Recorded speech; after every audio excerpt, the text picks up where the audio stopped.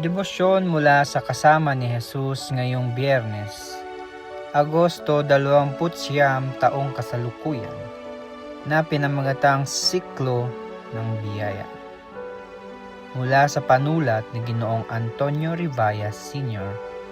na taga Maryland, USA. Ang ating babasahin ay matatagpuan sa Roma chapter 7 verses 14 to 25. Ang ating pagbabatayan ng refleksyon ay mula sa Roma chapter 7 verse 18. Alam kong walang mabuting bagay na naninirahan sa aking katawang makalaman.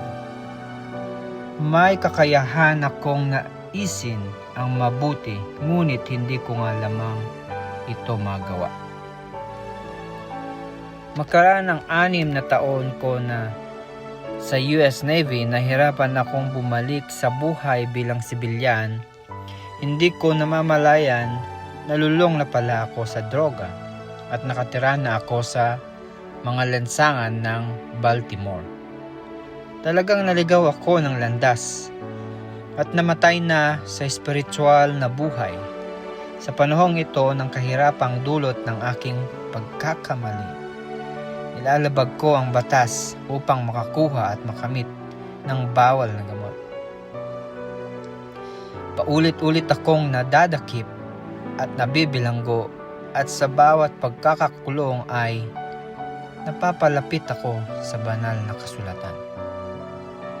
At ang pagbabasa nito ay nagbigay sa akin ng pag-asa, subalit nakalalaya ako sa bilangguan. At pagkatapos ay gagamit na naman ng droga. Nagsimulang maging malinaw ang lahat sa akin nang mabasa ko ang sinabi sa Roma.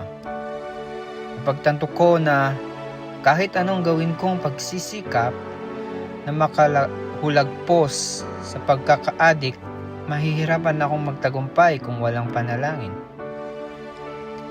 pananampalataya at si Jesus. Hindi ako nagsisimba noong bata ako, ngunit natagpuan ko ang banal na kasulatan sa pinakamadilim na yugto ng buhay ko. Ngayon, mayroon na ulit akong sariling tahanan. Nag-aral ako sa kolehiyo at isa na rin akong manunulat.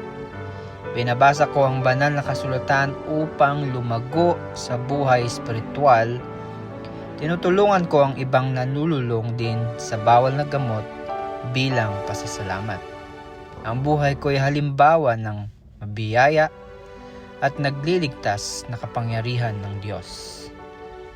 Tayo po ay manalangin. Salamat, Panginoong Jesus, sa pagdating upang iligtas kami sa kasalanan. Tulungan mo kaming manangan sa iyong biyaya. Amen. Ang isipin ngayong araw, lahat ay posible sa may pananalig.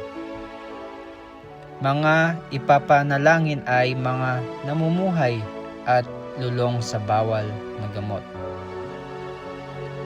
Mapagpalang araw po sa ating lahat. Naway patuloy tayong lumakad kasama si Jesus. Amen.